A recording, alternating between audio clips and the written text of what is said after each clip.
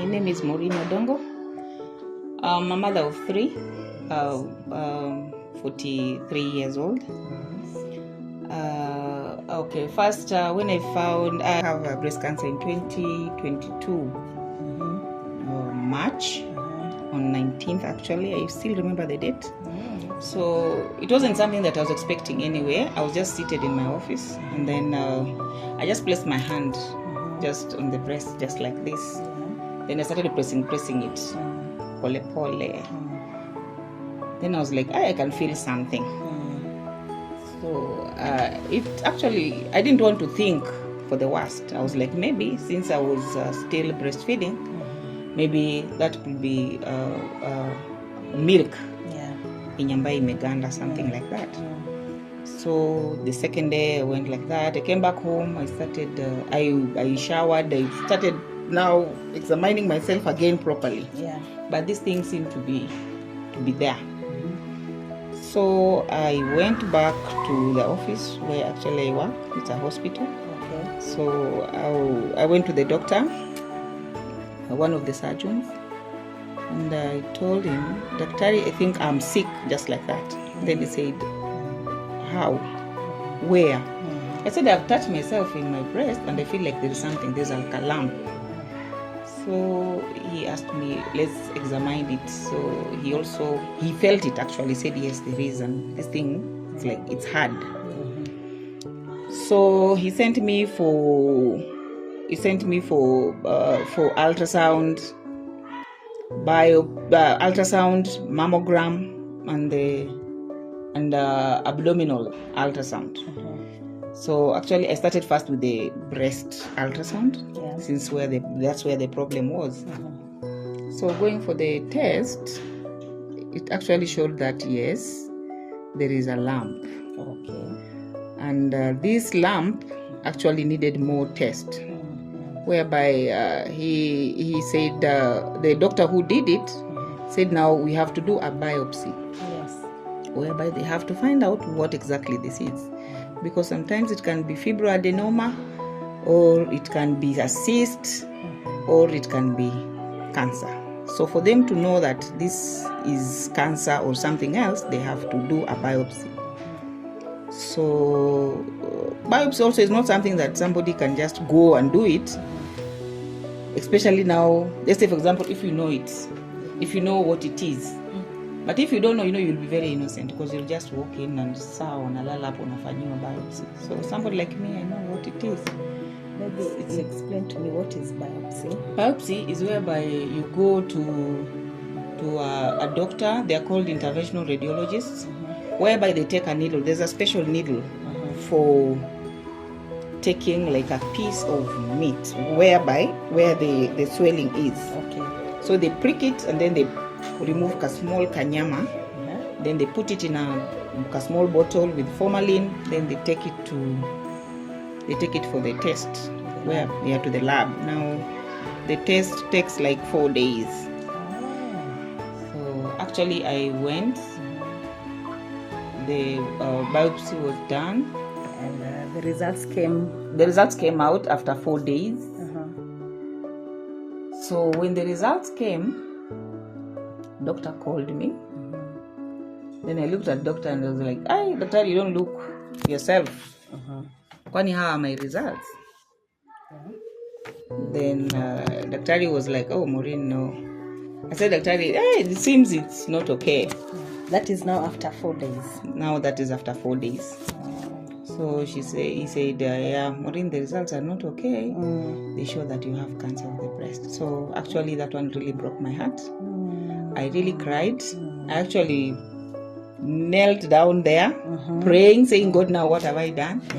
Is there any mistake that I've done that I don't know? Please forgive me. How can it be? Because previously it had found that my dad had also passed on because of prostate cancer. So I was like, when is this thing being carried in the family or something?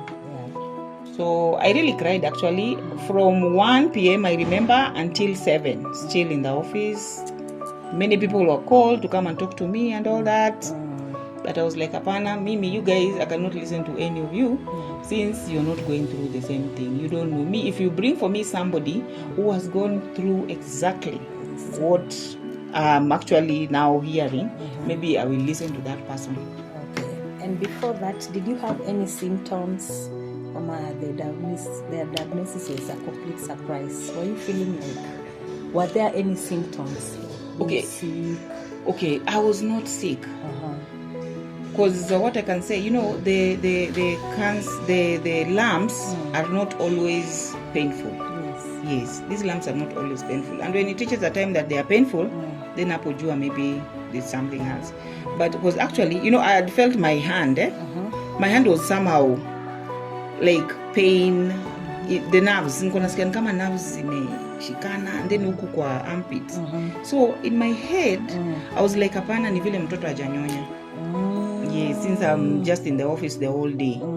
But I came back home, then I breastfed, but now my daughter was not breastfeeding that breast. She was actually refusing it. So I tried taking maji, nijaribu ati kufinya ipoe, but there was nothing.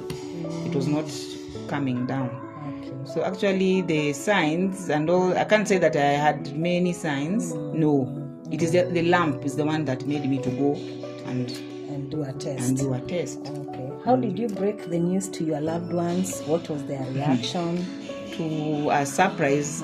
Actually, my family, it took time for me to break the news to my family, especially my siblings, and again my son, who was actually doing Form 4 by then. So I actually kept quiet, because now I was like, now if I start telling people, there'll be more the need. So, and actually we just come back from burying my dad.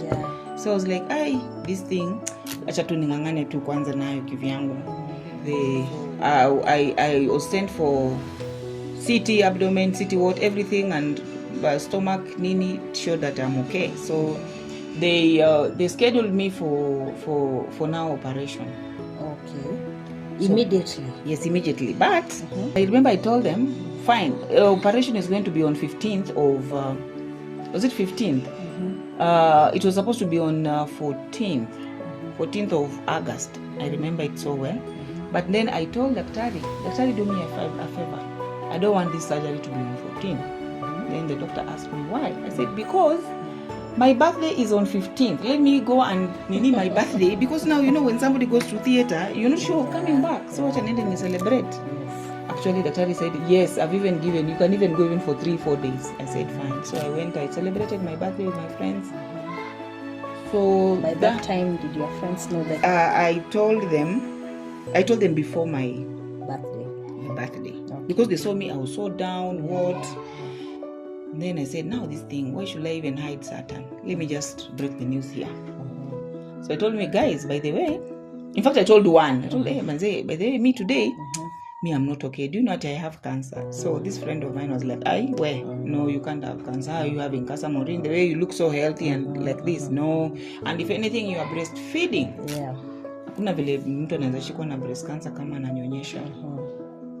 Nikamwambia, me, I have it. Yeah. So now, this one also told now the other one. I remember we were a group of 10. So everybody knew, and all of them, they started crying. You see? Yeah. So kila mtu analia. Now it was not even a party anymore. And let's say from March to August, were there any treatments? You're just waiting for the surgery? Now I was coming for after my birthday. Now when I said I don't want the surgery for now mpaka my birthday. So when coming back, now doctors said, apana, this one we can't go for surgery. We have to do chemo first. So now we cancelled the surgery part. So I went back for chemo. So chemo was to reduce the mass which was in my whatever. Yeah, it was just to reduce. So kama imeenda hivi reduce ikuwe mahali pamoja, so that when they cut, wakate tu hiyo place moja. So I went through chemo. It was so hard. It wasn't an easy. Sessions? I went for 6 sessions. Okay. After how long intervals? After every 3 weeks, that is 21 days. It was not easy. How was it? Okay. It was so bad. Is it painful? It is not painful. You just sit down. You are being done for drips and all that. But now, the pain part comes when now you can't eat. You are vomiting. You feel like, hata chakula haingii. Yeah, but unangangana tu because unaambiwa sasa you have to eat. For you now to go through the treatment, you must be strong and you must eat. Na maji kwa wingi na kila kitu. So after 3 weeks my hair started coming out. Because I had matutas. First session of chemo. Mine started first session of chemo. It's just one matuta came out, but I said hapana, hii sitanyoa. So nikaendelea. So when I went, nikipanda matatu zinamwagika, nywele inabaki kwa kiti. So naambiwa, madam, nywele yako imeng'oka. So you see, because now you know it's inakuja clean kabisa kama ngozi. So ikaenda hivyo. First nasi kuvaa anything. I was like, now me to be strong in this thing, I don't want to hide it. Yeah, and you know now, like the way they say, oh, so you wear a wig and all that. You know, when you wear that wig, you feel a lot of heat. And I think it's because of the medication. So I went the first one, second one, all my hair fell. So I had no hair. I finished now. My nails turned black, my fingers. I even changed myself personally. It became black, kabisa. After completing the 6 sessions, I rested for 3 weeks. Then I was scheduled for surgery. So at the same hospital? Yeah, just in KNH. So I went for surgery. I was taken around 7 a.m. and I was brought back to the ward, now main ward, at 7 p.m. So that was almost a whole day. Yeah. So coming out, you know, now they decided that now my breast had to be removed, all of it. What led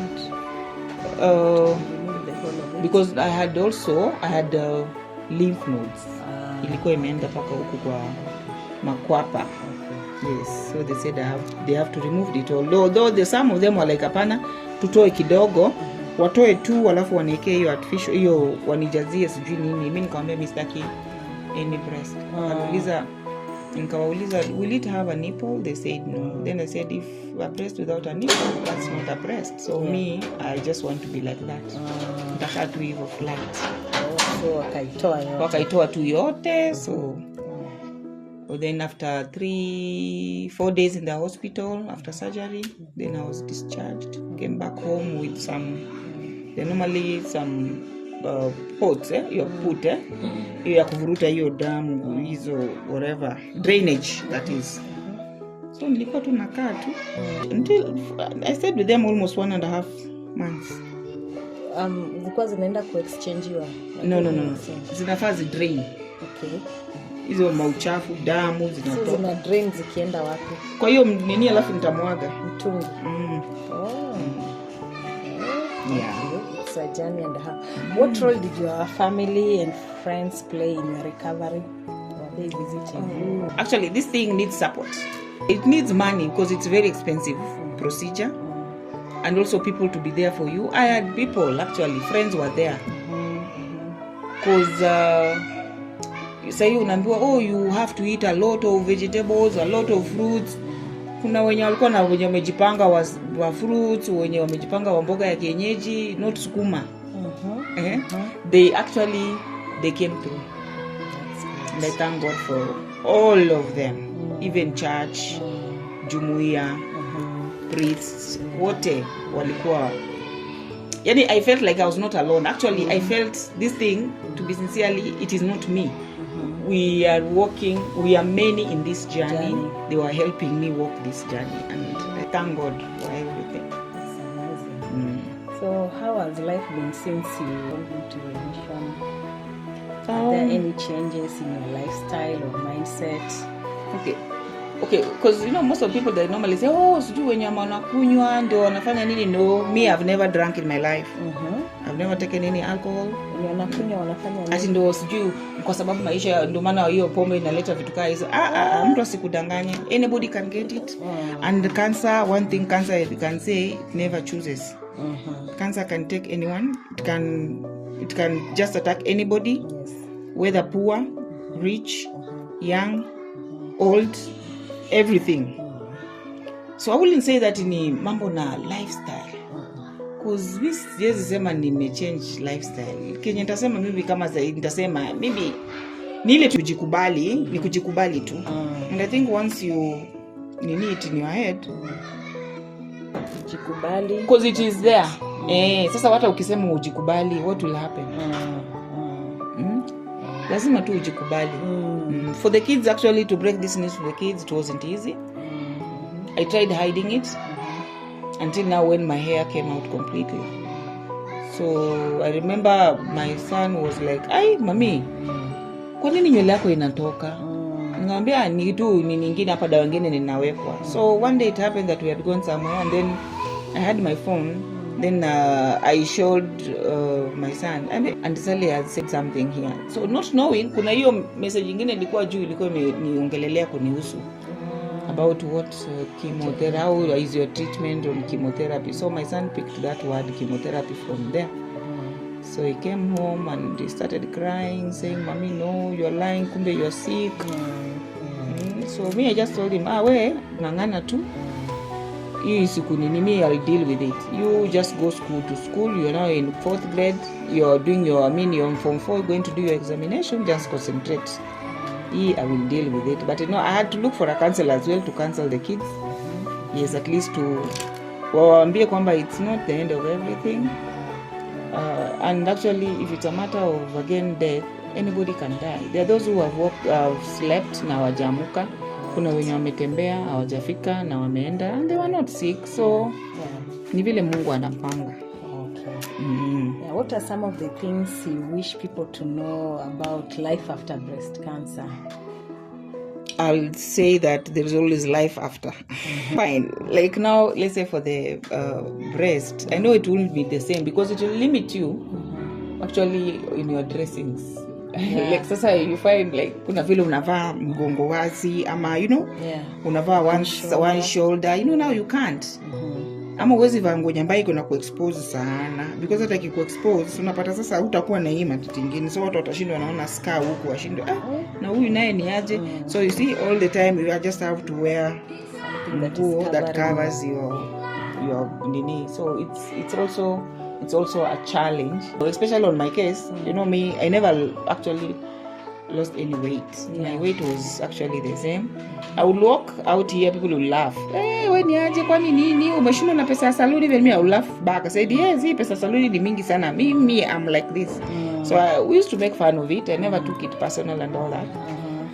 So nitasema tu ni kujikubali. And for people who have not yet even, maybe they don't know themselves, I'll say that it's good for especially women to be checking themselves. You can be the best doctor more than the doctor. Yes, it's good to check yourself than somebody checking you. So for you, once you check yourself, it's you know your body, and you can feel, yes, this is it, my body is like this, rather than being checked for by somebody. So it has to start with us women. Let's be checking ourselves. Let's be going for those checkups and all that. So maybe if I could ask the hardest question, when they did a biopsy test for you, what stage did they say you were in at that point? They said I was stage 2. But this thing, I think it was funny. So, that was 2022. So last year was 2023. So I did everything. I did all the tests and all that. So I was given treatment, which was taking 1.5 years, 18 months, that is. So I finished my treatment in March 31st last year. After chemotherapy, I went for surgery. I went for radiations, then I was on therapy, which is called Herceptin, which now it went for 18 months, and I finished in March last year.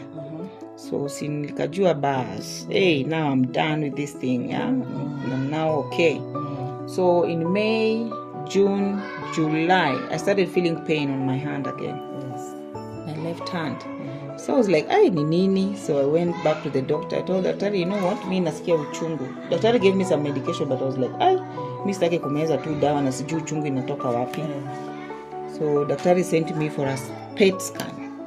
A PET scan, it's an X-ray which checks any cells, any cancer cells in your body.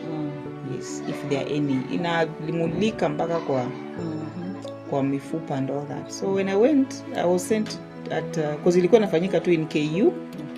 na Aga Khan Hospital. So I went to KU, at least hapo ilikuwa reasonable. It was around 75,000.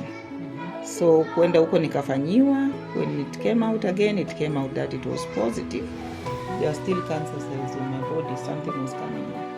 So now again I was scheduled again for another surgery. That is in July, yeah? That is July. Then now it is August. Yes. So I was told now this one I have to go for surgery and not chemo. So and the same breast again. Same side. So I was told now you have to go back for whatever. So it took me some time a bit because now finance also was also something else. Yeah. So I think I took like 3 weeks nikitafuta hizo manini. I thank God for friends and family for supporting me. Yes, we managed to raise the money. Then I went now for the surgery now. Again, this was the same thing again. Iliangukia tu siku ya birthday yangu.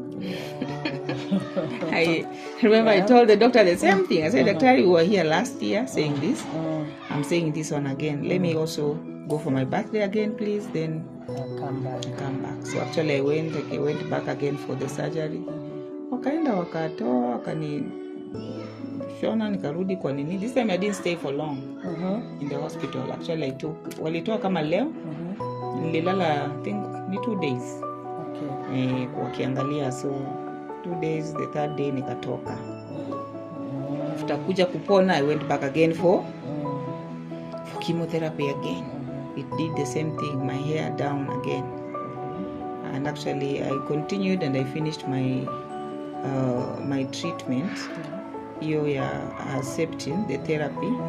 I finished it this month of October. Hapo first week. Yeah, so I'm still there. So Daktari told me I have to wait a bit for some time, then I go again for the PET scan. Yes, to check again. So it's a journey. It's a journey. It's quite a journey. It is.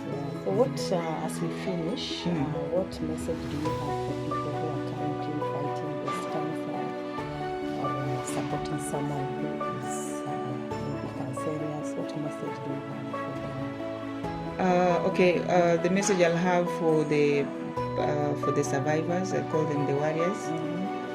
They should not give up. They should keep on fighting. It's not an easy journey, but with God I say everything is possible. Ni mambo tu na kujikubali. Yes, na maombi, kuweka Mungu mbele. Also for the supporters, people normally wait to see somebody who has a problem, mwenye amekonda ama amekaa sijui aje, unaona huyu ndo anahitaji usaidizi, but you find huyu mwenye amekonda hapa ako sawa kuliko ule ambaye unaona anatembea mwenye ambaye amenona. Yes, so let's support these people. Let's support them. Let's support us.